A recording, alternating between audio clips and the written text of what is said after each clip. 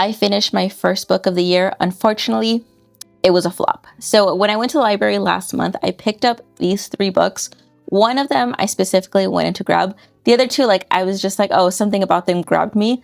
This one, Jewel by Bret Lott, it just triggered a nostalgia in me. This was like Oprah's book club pick in 1990. And I feel like I have this softness towards books in the 1990s. There was just a vibe about them that I really enjoyed and I don't get from modern books. So I thought this was just going to be perfect. And this is the other reason why I thought it was going to be perfect. So I picked this up thinking it was going to be a family saga. I won't read the whole synopsis of it, but it says, in the backwoods of Mississippi, a land of honeysuckle and grapevine, Jewel and her husband Leston are truly blessed. They have 5 fine children. When Brenda Kay is born in 1943, Jewel gives thanks for a healthy baby, last born and most welcome. Jewel is the story of how quickly a life can change, how like lightning, an unforeseen event can set us on a course without reason or compass. In this story of a woman's devotion to the child who is both her burden and God's singular way of smiling on her, Bret Lott has created a mother-daughter relationship of matchless intensity and beauty, and one of the finest, most indomitable heroines in contemporary American fiction. So I was like, okay, a family saga. I'm with it. I'm a mother. I like mother books. And when I got home and I looked up reviews, I saw that this last child that they're talking about, Brenda Kay, was born with Down syndrome. So something about that, I was like, okay, I'm going to love it. I'm a mother to a special needs child. And it'll be interesting to see how this story unfolds, because a lot of times with disabled children prior to the 1980s, they just went to an institution. They just weren't treated well. They didn't get any kind of support and they died early. So this one, I was like, okay, there is this child that they obviously love and she is being raised within the family. I'm going to be into that. The only thing that I will say was kind of interesting to read was how special education developed. So like I said, Brenda Kay is born in 1943. And it kind of just goes without saying that Brenda Kay will not be attending school because she has special needs. They don't even talk about it. It's just she finds childcare for Brenda Kay while she starts working because they need to afford all these treatments for Brenda Kay, like just injections so her bones can be strong. And the whole family does pitch in for Brenda Kay, and Jewel will say that she judges her son's spouses based, or like romantic interest based on how they interact with Brenda Kay. But we don't get anything of how much Jewel loves Brenda Kay. She says it, but she doesn't say anything where you feel it. Like, I feel like I get more off of somebody's Instagram post today than I got from this whole book about how much she loves her daughter. She will say it, but then she'll say, like, they're at the beach with her whole family and her R-word daughter. So it's the N-word and the R-word are plentiful in this book. And she's just like, yeah, my whole family and my R-word daughter and her white shoes. And it's just like, okay, like, I don't feel like she loves her. Like, she says it, but you don't feel it. So like, I just felt so removed from these characters. And at some point she gets a subscription to Reader's Digest and she reads this article about this organization in California that is making progress teaching mentally disabled people to learn. So from that moment, she's thinking, we need to get to California, especially as business dries up and they're really not making any money where they're at. She's thinking California is the best thing for all of them. She does leave a couple of children behind. One of her sons, just the oldest one, had gone to the army, settled in Texas, and her eldest daughter decided to get married and stay back. So the rest of them moved to California. And from there, like, you know, they get different employment opportunities because at this point, this was like the 60s, California is just economically booming. So all her sons get jobs. Even her husband gets a job that he makes more there than he probably made his whole life. But he's a simple guy. And like, I just disliked her husband so much because she describes him as like just the perfect father, this and that. But it felt like he just liked to be in control of every situation. Once they start going to doctors would just make small talk and he'd be like, we're not here to talk about the weather. We're here to talk about my daughter. And he was just so rude to outside characters and also his own children. It felt like once he lost the ability to give them employment, because he thought he was going to have a lumber yard and all his sons were going to work there. Once that opportunity went down the drain, it angered him that he couldn't control his sons that way. That's how it felt. And once she does get down to California and she sees the organization, they refer her to a school. And the school is just run by this man who had a disabled brother. And he says, like, I could feel a spark in him with certain subjects, but there was no curriculum for him. So eventually he passed away. And I always thought about that spark that he had, if only it was nurtured. So he devoted his life and his money, his philanthropy to helping disabled people. So he's just making a curriculum on the fly. And it talks about Brenda Kay starting the school at 14, and she's reading at a 5-year-old level.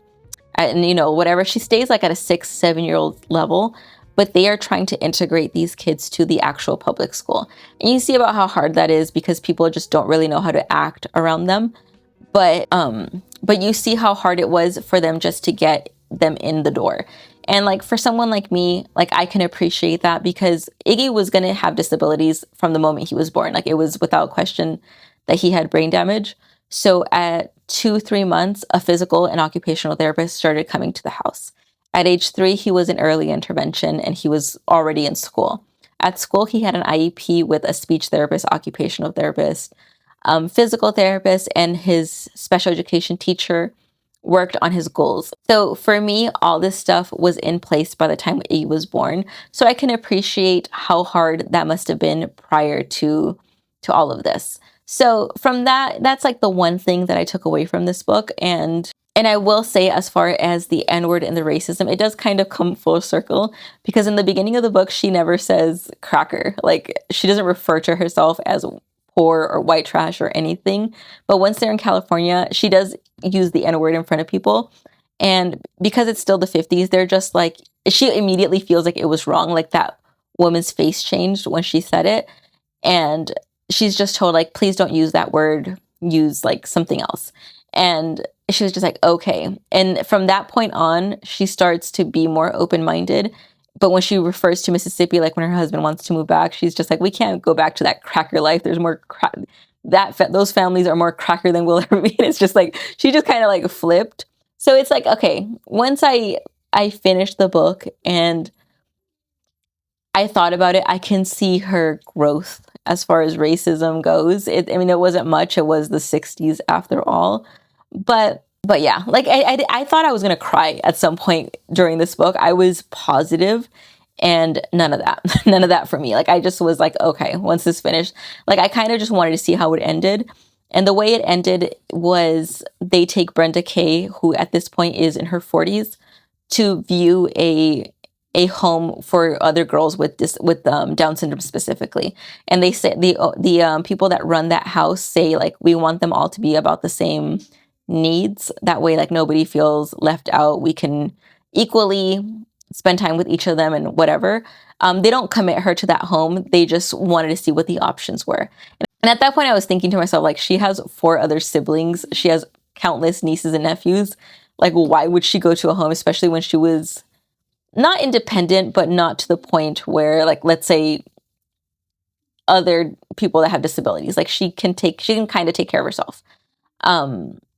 Yeah, so that was the first book that I read, and it was like, I just had such high expectations, and it was very, like, I feel like this was a 2-star, if that. Anyways, the other book that I finished this week was the Rita Moreno autobiography. I started this back in December, but I really wasn't driving into the office much, and that's typically when I listen to audiobooks. So I listened to most of it in January, and it was just like a really good book. I feel like she was very thoughtful about her role in Hollywood and just like all of her life, how that played into every aspect of her life. Like she brings it all full circle. Rita Moreno is like 94 or 95 years old right now. And it's just fascinating to read everything that she experienced in her life. She's one of the last actors from the golden age of Hollywood. She lived through the Great Depression. Like she started in Puerto Rico, and she has very vibrant memories of growing up there, running around the island barefoot, and then suddenly being in New York and not understanding why she was in a place so cold and so like racist towards her, and just like growing up in that environment. And then once she starts once she starts acting and getting into show business, she does talk about how she was sexualized and how it was just normal for her now. And looking back, because I think this book was published in 2011 or so it is an older book.